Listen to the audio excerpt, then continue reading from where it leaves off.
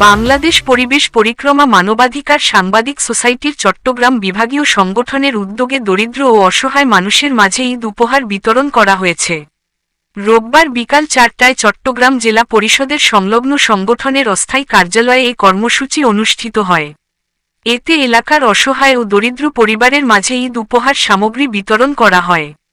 অনুষ্ঠানে সভাপতিত্ব করেন সংগঠনের সভাপতি ফরিদা ইয়াসমিন। এই সময় উপস্থিত ছিলেন সংগঠনের সাধারণ সম্পাদক মো.